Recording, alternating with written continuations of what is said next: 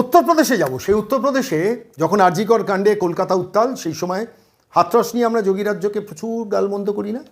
আজকে এমন একটা ঘটনা বলবো, সেখানে অযোধ্যার, উত্তরপ্রদেশে অযোধ্যা, সেখানে এক দলিত কন্যা শারীরিকভাবে অত্যাচারিত এবং নিগৃহীত হয়েছিল। সেটা শেষ পর্যন্ত সরকারের নজরে এসেছিল, সেটা নিয়ে প্রচুর হইচই হয়েছিল এবং শেষ পর্যন্ত আইডেন্টিফাইড হয়েছিল এর সঙ্গে যারা জড়িত, চিহ্নিত হয়েছিল মঈদ খান বলে এক মানুষ, যিনি সমাজবাদী পার্টি অখিলেশ যাদবের দলের নেতা। তিনি আইডেন্টিফাইড হয়েছিলেন, তিনি এবং তার টিম আইডেন্টিফাইড হয়েছিল। সমস্ত প্রসেসটার মধ্যে এই দলিত কন্যার অত্যাচারের উপর শারীরিকভাবে, সাংঘাতিকভাবে, নির্মমভাবে অত্যাচারের ব্যাপারে তিনি আইডেন্টিফাইড হয়েছিলেন। যোগী আদিত্যনাথ কী করেছে জানেন? তার একটা শপিং মল ছিল মঈদ খানের, সেই শপিং মলটা একদম বুলডোজার চালিয়ে 3 ঘন্টার মধ্যে মাটিতে মিশিয়ে দিয়েছেন। কয়েক কোটি টাকার সম্পত্তি ছিল, 65টা দোকান, মঈদ খানের 65টা দোকান ছিল। সেই 65টা তার নয়, তার তিনি ভাড়া নিশ্চয়ই দিয়েছেন, বিক্রি নিশ্চয়ই করেছিলেন। সেই শপিং মল মাটিতে গুঁড়িয়ে গেছে, সেই দৃশ্য আপনারা দেখছেন। সেই সময় দাঁড়িয়ে হচ্ছে যখন আমরা দেখছি বা আমরা বুঝছি, আমরা বলছি যে এই 31 বছরের জীবনদীপ নিভে যাওয়া কন্যার অপরাধীদের কোনো না কোনোভাবে সরকার, বিনীত বাহিনী তারা আড়াল করার চেষ্টা করছেন, তথ্য লোপাট করার চেষ্টা করছেন। এবং বারবার যখন এই কথাটা আলোচিত হচ্ছে, আমরা শিহরিত হচ্ছি। ওই পিতৃহারার কন্যার মার কান্না শুনছি, বাবার আর্তনাদ শুনছি। সারা বাংলা, সারা ভারতবর্ষ, সারা পৃথিবীর সমস্ত মানুষ আমরা যখন প্রতিবাদ করছি, তখন রাজ্যের মুখ্যমন্ত্রী সেই কলেজের প্রিন্সিপাল সন্দীপ ঘোষ, যিনি রিজাইন করেছিলেন, যার বিরুদ্ধে প্রচুর অভিযোগ উঠেছিল, যার পলিগ্রাফ টেস্টের অনুমতি হয়েছে, 8 ঘন্টা ইডি নাগারে জিজ্ঞাসাবাদ করেছে, যাকে বিনীত গোয়েল বাহিনী এক মিনিটের জন্য ডেকে জিজ্ঞাসাবাদ করেনি, সেই সন্দীপ ঘোষকে 5 ঘন্টার মধ্যে প্রাইজ পোস্টিং দিয়ে চিত্তরঞ্জন ন্যাশনাল মেডিকেল কলেজ হসপিটালে বসিয়ে দিচ্ছেন প্রিন্সিপাল হিসেবে। শেষ পর্যন্ত কলকাতা হাইকোর্ট তাকে 15 দিনের ছুটিতে যেতে বাধ্য করেছিলেন এবং তখন তাকে নিয়ে স্পেশাল অফিসার স্বাস্থ্য ভবন করেছেন মমতা বন্দ্যোপাধ্যায়।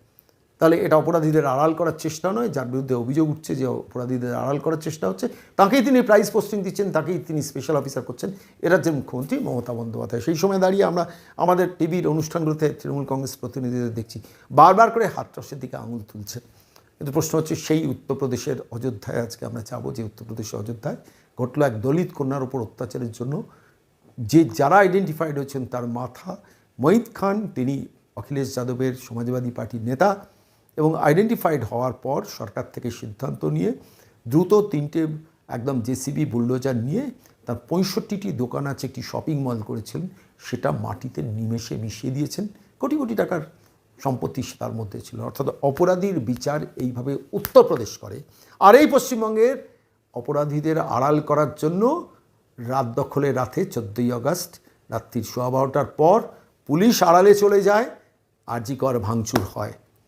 রাজ্যের মুখ্যমন্ত্রী দিকে অভিযোগের আঙুল ওঠে যে তিনি এই অপরাধীদের ইশারা করেছেন, তা নাহলে এই জিনিস সরতে পারে না পশ্চিমবঙ্গের মাটিতে, যে পুলিশ কেন আড়ালে চলে গেল। তিনিই তো পুলিশ মন্ত্রী, পুলিশকে আড়ালে পাঠিয়ে দিয়ে লরিতে করে, ম্যাটাডোরে করে বাহিনী নিয়ে এসে ঢুকিয়ে দিয়ে সমস্ত ওই রাত দখলের মহিলারা যারা রাত জেগেছিলেন, পুরুষরা যারা রাত জেগেছিলেন, তাদের দিকে কালি ছেটানোর চেষ্টা করা হয়েছিল। পরিষ্কার বোঝা গিয়েছিল যে এই আন্দোলনকে কালিমালিপ্ত করার জন্য সেদিকে রাত্রিবেলা ভাঙচুর করা হয়েছিল বহিরাগতদের নিয়ে এসে। ঠিক সেই সময় রাজ্যের মুখ্যমন্ত্রীর পুলিশ, সেই পুলিশ গিয়ে কম্বল চাপা দিয়ে কেউ রুগী সেজেছিলেন, কেউ নার্সদের বাথরুমে ঢুকে গিয়ে বলেছেন যে আমাদের মেরে ফেলতে পারে, ফলে আমরা আড়ালে চলে যাচ্ছি। এই অভিনয়, এই ভণ্ডামিটা পুলিশকে দিয়ে করানো হয়েছিল, বিনীত বাহিনী করিয়েছিলেন। আর ঠিক সেই সময় আমরা দেখলাম উত্তরপ্রদেশের অযোধ্যায় মঈদ খানের 65টা দোকানের শপিং মল মাটিতে মিশে গেল, নিশ্চিহ্ন করে দিলেন। কি মেসেজ গেল বলুন তো? যে অপরাধীদের চিহ্নিত করলে, দলিত কন্যার উপর অত্যাচারের অপরাধী চিহ্নিত হয়েছে যেহেতু, সঙ্গে সঙ্গে তার প্রথম শাস্তি হলো তার সমস্ত সম্পত্তি ভেঙে গুঁড়িয়ে মাটিতে মিশিয়ে দেওয়া হলো। This is governance. আজকে যারা যোগী রাজ্য বলে গালিগালাজ করেন, যারা হাতরস নিয়ে কথা বলেন, যারা উত্তরপ্রদেশ থেকে অভিযোগের আঙুল তোলেন, একটু এটা নিয়ে কথা বলবেন। মঈদ খানের শপিং মল গুঁড়িয়ে যাওয়ার কাহিনী যেটা আমরা পেলাম আজকে, আমার মনে হলো আজকে আপনাদের দেখানো দরকার। আজকের দিনটা বিশ্বাস করুন, একদিকে যখন একটা রাজ্যের মুখ্যমন্ত্রী অপরাধীদের আড়াল করার জন্য পুলিশ প্রশাসনকে কাজে লাগাচ্ছেন, হসপিটাল কর্তৃপক্ষকে কাজে লাগাচ্ছেন, স্বাস্থ্য ভবনকে কাজে লাগাচ্ছেন, তখন আরেকটা রাজ্যের মুখ্যমন্ত্রী তিনি সেই পুলিশ প্রশাসন, তাঁর রাজ্যের পুলিশ প্রশাসনকে কাজে লাগাচ্ছেন যে একটা 65টি দোকানের বিশাল শপিং মল, কয়েকশো কোটি টাকা তাতে ইনভেস্টমেন্ট, সেটাতে মাটিতে গুঁড়িয়ে দিয়ে বোঝালেন যে অপরাধীর শাস্তি উত্তরপ্রদেশ করতে জানে।